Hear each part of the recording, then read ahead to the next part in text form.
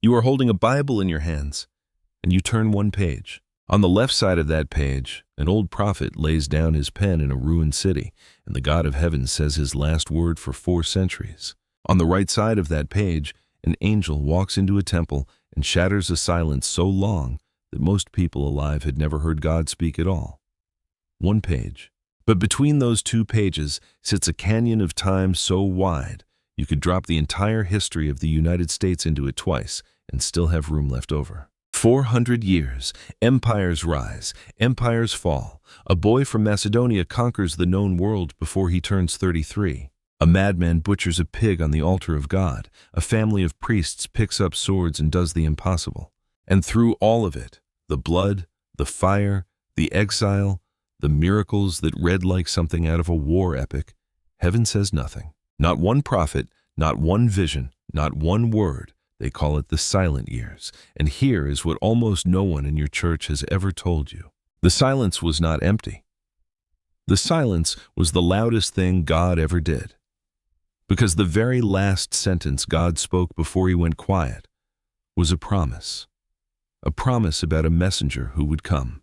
And the very first sentence he spoke when the silence finally broke, 400 years later, was that same promise, kept in the mouth of an angel in a room full of incense, to a trembling old priest who could not believe his ears. We are going to get to that room, that angel, that promise, but not yet. First, you have to understand what God was doing in the dark, because this is not the story about a gap in the Bible. This is not a story about missing pages. This is not a story about a God who fell asleep. This is a story about the most patient, most terrifying, most brilliant 400 years of silence in human history, and how every single year of it was pointing at one baby who had not been born yet. Stay with me, because once you see it, you will never turn that page the same way again. Let us go back to the last man who heard God's voice. His name was Malachi. In Hebrew, the word is Malachi, and it means quite simply, my messenger. Sit with that for a second. The last prophet of the Old Testament is named my messenger, and the last thing he prophesies is the coming of another messenger. God is leaving a breadcrumb in the man's own name. The year is roughly 430 years before Christ. The Jewish people have crawled home from 70 years of exile in Babylon. The temple has been rebuilt. Smaller, poorer, a shadow of Solomon's gold. The people are discouraged, the priests are corrupt, and Malachi stands in the rubble of their faith and delivers God's final message. He tells them their offerings are garbage. He tells them they have robbed God. And then, in the last 4 verses of the entire Old Testament, he says something that will hang in the air for 4 centuries. He says, "Behold, I will send you Elijah the prophet before the coming of the great and dreadful day of the Lord." Now, here is what most people miss. When you hear 400 silent years, you picture nothing happening. You picture a desert, empty, still. But that is the exact opposite of the truth. These were 400 of the most violent, chaotic, world-shaking years the Middle East had ever seen. God stopped speaking, but God never stopped working. And to prove it, he was about to send a hurricane in the shape of a 20-year-old boy. His name was Alexander. Picture it. It is the year 333 before Christ. Out of the north comes a young king from a rough kingdom called Macedon, and he is moving faster than any army in history has ever moved. He is 23 years old. He has read Homer so many times he sleeps with the book under his pillow. And he is going to conquer the entire known world in 11 years and die at 32 without ever losing a battle. Alexander the Great sweeps down the coast toward Jerusalem, and the Jews are terrified. This is the man who burned the city of Tyre to the ground and crucified 2,000 survivors along the shore. Now he is coming for them. And here is where it gets remarkable. The Jewish historian Josephus, a man writing about 400 years later, tells us that the high priest of Jerusalem walked out to meet Alexander, not with an army, but in his priestly robes. And Josephus says that Alexander, the untouchable God King, got down off his horse and bowed. When his stunned generals asked why, Alexander said he had seen this very priest, in this very robe, in a dream. a dream that promised him victory over Persia. Now, historians argue about whether that meeting really happened the way Josephus tells it, but here is what is not in dispute. Alexander did not destroy Jerusalem. He spared it. And in sparing it, he handed the Jewish people something that would matter more than any army, more than any temple, more than gold. He handed them the Greek language. Hold that thought, because that one gift, a language, is a loaded gun that will not go off for 300 more years. And when it does, it will change the world. Alexander died young, in a fever, in Babylon, with no heir strong enough to hold what he had taken. And his empire was carved up by his generals like meat off a bone. Two of those pieces would fight over the tiny land of Israel like two dogs fighting over a scrap. To the south, in Egypt, sat the dynasty of the Ptolemies.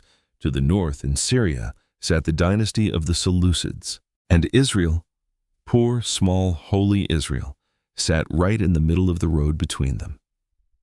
For about 100 years, the Ptolemies from Egypt held Judea, and honestly, life was not so bad. They let the Jews keep their temple. They let them keep their law. And in the great city of Alexandria, something quiet and enormous happened. The Jewish scriptures were translated into Greek. You need to understand how big this is. For 1,000 years, the Word of God had lived in Hebrew, a language only the Jews could read. Now, according to an ancient document called the Letter of Aristeas, the Egyptian king Ptolemy II gathered around 70 Jewish scholars and had them translate the Hebrew Bible into Greek, the language Alexander had spread to every port and every marketplace from Egypt to India. That translation is called the Septuagint, and for the first time in human history, a Gentile, a Roman soldier, a Greek merchant, a searching pagan philosopher could pick up the promises of God and read them in his own tongue. Do you see the machine starting to turn? God is silent, but God is not still. But it gets darker before it gets light, because to the north, the Seleucids were watching Egypt lose its grip. And around the year 198 before Christ, they took Judea by force. And then, a few decades later, a man came to the Seleucid throne who would become the closest thing the Old Testament world ever saw to a walking nightmare. His name was Antiochus IV, but he gave himself another name. He minted it onto his coins. Epiphanes. It means God made manifest, God in the flesh. That was what he called himself. His own people had a different name for him. Behind his back, they called him Epiphanes, the Madman. Now, before we see what the Madman did, I have to ask you something. Have you ever prayed into silence? Have you ever begged God for an answer? For a healing? For a marriage? For a child? For a way out? And gotten nothing back but the sound of your own voice? If you have, then you already know something about these 400 years that no history book can teach you. You know what it feels like to wonder if He is even there. Hold on to that feeling, because the people living through what I'm about to describe felt it too, and we are going to see how their story ends. If this is stirring something in you already, do me a favor, hit that subscribe button right now, because what happens next is the reason this channel exists, the parts of the Bible nobody bothered to teach you. Let us keep going. The madman came for the soul of Israel. Antiochus Epiphanes decided that every people in his empire would become Greek. One culture, one religion, one way. And to the Jews, whose entire identity was that they were set apart, this was a death sentence for the spirit. He outlawed the Sabbath. He outlawed circumcision, and to make his point, he had mothers who circumcised their sons executed with their dead infants hung around their necks. He outlawed the scriptures, and he burned every copy he could find, and anyone caught with one was killed.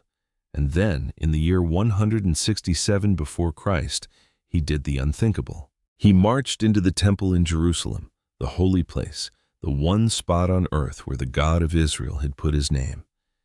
And he set up an altar to Zeus. And on that altar, in the most holy place, he sacrificed a pig, the unclean animal, the ultimate insult. Its blood ran across the stones where only the high priest was allowed to walk, and only once a year, and only in trembling. The prophet Daniel had seen this coming centuries before and called it by a name that still makes the skin crawl: the abomination of desolation. In Hebrew, shikut shomim. the horror that lays waste. This was the lowest point. This was the moment the light seemed to lose. God's temple defiled, his book burning, his people slaughtered for the crime of praying, and heaven still saying nothing. But here is the part nobody tells you. God's silence is not God's absence, and in a dusty village called Modine, an old country priest was about to prove it, not with a prophecy, but with a sword. His name was Mattathias. When the king's soldiers came to his village and ordered him to sacrifice to the Greek gods, he refused. And when another Jew stepped forward to do it in his place, something broke open in the old man. He killed the man. He killed the king's officer. He tore down the pagan altar. And then he turned to the crowd and shouted 7 words that lit a fire across the nation. "Let everyone who is zealous for the law follow me." They called him Maccabeus, from the Hebrew word for hammer, Judas the hammer. What Judas Maccabeus did next should be impossible. A ragged band of farmers and priests, armed with almost nothing, went to war against one of the most powerful empires on earth, and won. They used the hills. They used the night. They struck and vanished and struck again. And against every reasonable odd, they took Jerusalem back. And in the year 164 before Christ, 3 years, almost to the day, after the madman defiled it, Judas and his men walked back into the temple. They tore down the altar of Zeus. They scrubbed the blood of the pig from the stones. They built a new altar, and they lit the great lamp, and they rededicated the house of God to the God of Israel. That rededication has a name you already know. In Hebrew, the word for dedication is Hanukkah, the festival of lights that Jewish families light candles for, to this very night, began in the ashes of that desecrated temple when a hammer and a handful of farmers refused to let the light go out. Now stop and feel the weight of this. God had not spoken a word in over 250 years. No prophet stood up and said, "Go to war." No voice from heaven promised victory. And yet, the Sabbath survived. The scriptures survived. The temple was cleansed. The people endured. This is not a story about a God who abandoned his people. This is not a story about 4 empty centuries. This is not a story about silence as absence. This is a story about a God who works most powerfully in the dark, when you cannot hear him, when you are sure he has forgotten your name. And he was not done building, because the last empire had not arrived yet. The victory of the Maccabees gave the Jews something they had not had in centuries: independence.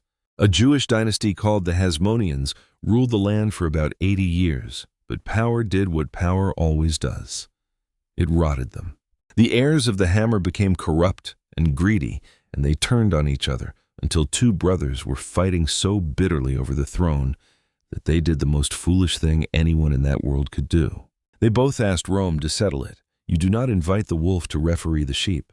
In the year 63 before Christ, the Roman general Pompey marched into Jerusalem. And Pompey did something even the madman had not dared. He walked into the most holy place, the inner sanctum, the room behind the veil where the very presence of God was said to dwell, just to see what was inside. Josephus tells us he was baffled to find it empty. No idol, no statue, just space and awe and a God who could not be carved. Rome had come, and Rome would not leave. And out of Rome's shadow rose the last great monster of the silent years, a man Rome crowned as king of the Jews, even though he was barely a Jew at all. His name was Herod. History would call him Herod the Great, and he earned the title in the worst way. He was a genius and the butcher in the same body. He murdered his own wife. He murdered 3 of his own sons. The Emperor Augustus reportedly joked that it was safer to be Herod's pig than Herod's son. But Herod built. Oh, how he built. And his masterpiece was the temple. He tore down the modest second temple and raised in its place a structure so vast, so blinding in white stone and gold, that people said you had never seen a beautiful building until you had seen the temple of Herod at sunrise. And here is the detail that should make the hair stand up on your arms. This bloody, paranoid, murderous king built the most magnificent temple in the ancient world. A temple where, in just a few short years, a 12-year-old boy from Nazareth would sit down among the teachers and astonish them. A temple whose courts a grown man would one day clear with a whip, shouting that they had turned his father's house into a den of thieves. Herod built the stage. He just did not know who it was for. Do you see it now? Do you see what God was doing in the silence? Look at what 400 quiet years produced. Alexander gave the world one language, so the good news could be spoken everywhere at once. The Septuagint put the promises of God into that language, so any Gentile could read them. Rome built roads that stretched from Jerusalem to the ends of the empire, and Rome enforced a peace across those roads, so that a message could travel farther and safer than ever before in human history. The synagogue, born in exile when the temple was gone, had spread into every Jewish town, so there was a pulpit waiting in every city for a preacher to stand up and read. And here is something else the silence produced. Something you meet on almost every page of the New Testament without ever asking where it came from. The religious groups. Open the Gospels and you run straight into Pharisees and Sadducees, scribes and elders, arguing with Jesus in every chapter. But go back to Malachi and they are nowhere. Not one of them exists yet. So where did they come from? They were born in the silence. When the madman tried to erase the law, some Jews decided they would rather die than let one commandment slip. Their spiritual descendants became the Pharisees, the separated ones, who built fences around every rule to keep it safe. Others, the wealthy priestly families who ran the temple and made their peace with Rome, became the Sadducees. And out in the desert, near the shore of the Dead Sea, a third group gave up on the whole corrupt system, walked away from the city, and went to wait for God in the wilderness. We call them the Essenes. And here's the part that will stun you. In the year 1947, a shepherd boy threw a rock into a cave near the Dead Sea and heard pottery shatter. And out came the scrolls that group had hidden 2,000 years before, the oldest copies of the Hebrew Bible ever found, waiting in the dark exactly like everything else in these 400 years. Every one of those groups was forged in the silence, and every one of them would be waiting, arguing, watching, when the Messiah finally walked through the door. And the people had been beaten, exiled, defiled, and conquered for 400 years, until their hearts were stretched to the breaking point with one single, aching hope: a Messiah. In Hebrew, Mashiach. In Greek, Christos, the Anointed One. The deliverer who would come and set everything right. The whole world was leaning forward. The language was ready. The roads were ready. The book was ready. The pulpits were ready. The hope was ready. The stage was set. Every prop in place, every light hung, every seat filled. And God had been the set designer the entire time, working in the dark, in the silence, saying nothing, building everything. All that was missing now was the first word. And that brings us back to the room I promised you. Before I take you into it, one quick thing. If this video has shown you something you were never taught in Sunday school, if the silence suddenly makes sense, then leave a comment right now and tell me. Had you ever heard what really happened in these 400 years? I read every single one. Now let us finish this. It is the year, roughly, 6 before Christ. 4 centuries have passed since Malachi laid down his pen. Everyone who ever heard a prophet speak is long dead, and their grandchildren are dead, and their grandchildren's grandchildren. To the average person alive in Jerusalem, God speaking to a prophet is a thing that happened in old stories, a thing that used to happen back when the world was younger and heaven was closer. Inside Herod's gleaming temple, an old priest named Zechariah is chosen by Lot for the greatest honor of his life. He gets to enter the holy place and burn the incense. He is an old man. His wife Elizabeth is old too. And the one prayer of their whole marriage, a child, has gone unanswered for so many decades that they have stopped asking. He steps into the smoke and the golden light alone. And then he is not alone. An angel is standing to the right of the altar, and here, right here, the 400 years of silence end. Not with thunder, not with an army, with a voice in a quiet room telling a frightened old man not to be afraid. The angel says his name is Gabriel. And he tells Zechariah that his prayer has been heard, that Elizabeth will bear a son, and that this son will be great before the Lord. And then Gabriel says something that reaches all the way back across 4 silent centuries and closes a loop that has been hanging open the entire time. He says, "The boy will go before the Lord in the spirit and power of Elijah to turn the hearts of the fathers to the children." Through Malachi, through my messenger. 400 years earlier, God's final recorded words to his people were, "Behold, I will send you Elijah the prophet. A messenger is coming. Watch for him."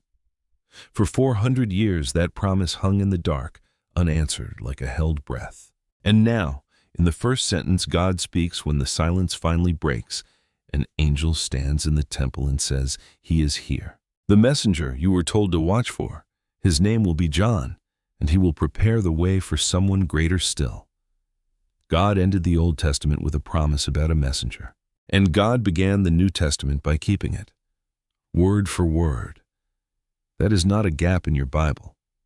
That is not missing pages. That is the most patient sentence God ever finished. He started it in the rubble with Malachi, and he completed it 400 years later in the incense with Gabriel. And every empire, every battle, every language, every road in between was him getting the world ready to hear the end of it. Now think about your own silence, because you have one. Everyone does. The prayer that has gone unanswered for years, the door that will not open. The season where you talk to the ceiling and it feels like nobody is on the other side. If the God of these 400 years is real, and he is, then here is what that means for your silence. Silence is not the same as absence.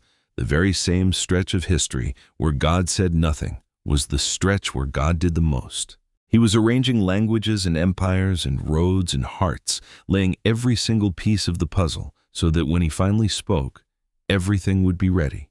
He was never gone. He was working in a room you could not see into. Your silence may be the same. What feels like God forgetting you may be God preparing something so much larger than the thing you asked for that you do not yet have the eyes to see it. The people who lived and died in those 400 years never got to see the baby. But their endurance, their survival, their stubborn hope built the world he was born into. So let me leave you with 3 things to carry out of here. First, the truth about the silence itself. The 400 years between Malachi and Matthew were not empty, and they were not silent to God. They were the greatest act of behind-the-scenes preparation in all of history. The language of Alexander, the book of the Septuagint, the roads of Rome, the pulpits of the synagogue, and a whole world stretched thin with longing for a Messiah. God was not absent. God was building. Second, what that means for you. When heaven feels quiet, that is not proof that heaven is empty. The God who worked hardest in the dark of those 4 centuries is the same God at work in the dark of yours. His silence has never once meant his absence, not then, not now, not in whatever you are waiting on tonight. And third, the one I want you to feel in your chest as you close this video. The last word God spoke before the silence was a promise, and the first word he spoke after it was that promise kept. He did not forget. 400 years did not make him forget. And whatever you are afraid he has forgotten about you, your name, your prayer, your held breath in the dark, he has not forgotten it either. The God of the silent years always finishes his sentence. So let me ask you, before you go, what is the silence you are living in right now, the prayer you have almost given up on? Write it in the comments. Let this be the place you say it out loud. And then, watch what a patient God does in the dark. Turn the page, he is already speaking.